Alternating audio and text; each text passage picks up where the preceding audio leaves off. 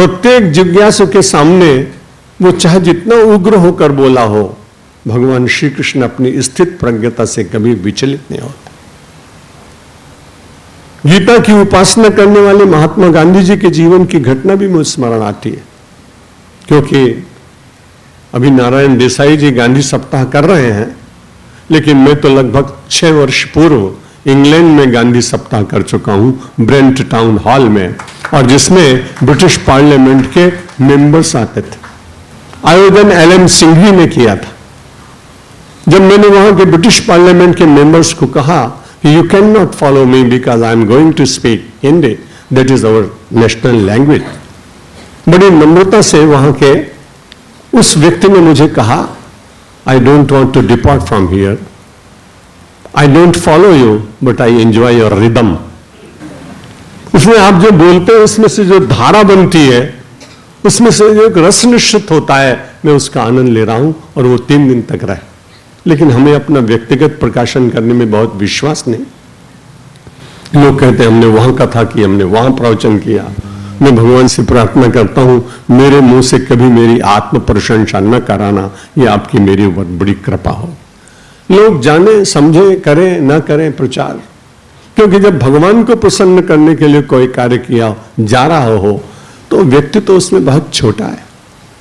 यदि व्यक्ति उसको अपने बीच में उपस्थित करने की चेष्टा करे तो लगता है कि समर्पण में कहीं अभाव है, और उसको और जागृत करने की चेष्टा करनी चाहिए। भगवान श्री कृष्ण युद्ध के मैदान में खड़े हैं, और अर्जुन इस समय कह रहा है कि मैं आपके प्रपन्न हो गया हूं। भगवान को यह शब्द बड़ा अच्छा लगता है, प्रपन्न पारिदाताय, तोत्र वेतयक पाणये। भगवान के हाथ में एक लगाम है और दूसरे हाथ में चाबुक। कैसी विचित्र बात है।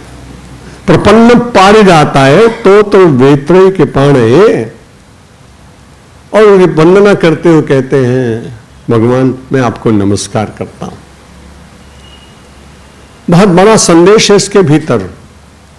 जो लोग अपने जीवन की लगाम परमात्मा को दे देते हैं ना, उनके इंद्रियों के घोड़े विचलित नहीं होते, और जो प्रपन्न होकर अपने को परमात्मा को समर्पित करता है, उसका रक्षण करने का भार भी भगवान के ऊपर आ जाता है। अपने पूर्व प्रवचन में निश्चित रूप से कभी कहा होगा, क्योंकि पहले मैं बहुत बार सद्विचार परिवार के आयोजन में कई वर्षों तक प्रतिवर्ष यहां आता रहा, और 5-5, 6-6 दिन के लिए प्रवचन सत्र होते रहे। जब आप किसी को समर्पित कर देते हैं तो जिसको समर्पित किया जाता है उसको चिंता अधिक होती। आपने बहुत बड़ा दिन भर व्यापार किया और सायंकाल आपको 10 लाख रुपए मिल गए। घर जाने से पहले आपने अपने कैशियर और अकाउंटेंट से पूछा, विलंब तो हो गया है लेकिन हमारा संबंध अच्छा है उस बैंक से, मैं सोचता हूं कि ये पैसे बैंक में जमा करके फिर घर जाऊं। मैंने सोचा कि 10 लाख का अमाउंट है, इसलिए 15 मिनट देर भी हो जाए तो कुछ नहीं। उसने कहा आप जरूर आइए, हम जमा कर लेंगे।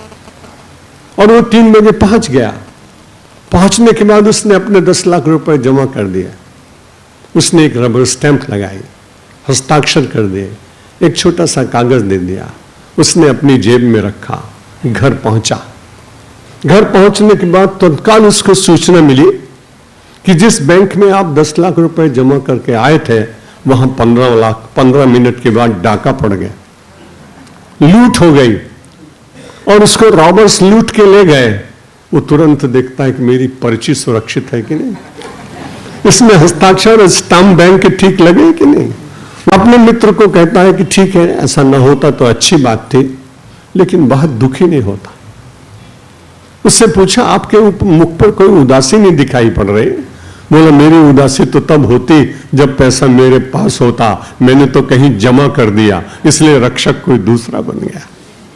प्रपन्न होने का अर्थ ऐसा ही है कि अपनी संपूर्ण जवाबदारी, अपना संपूर्ण दायित्व, अपने संपूर्ण कर्म और अपने संपूर्ण कर्म का फल ये परमात्मा के चरणों में धीरे धीरे अर्पित करें तो आप प्रपन्न होंगे।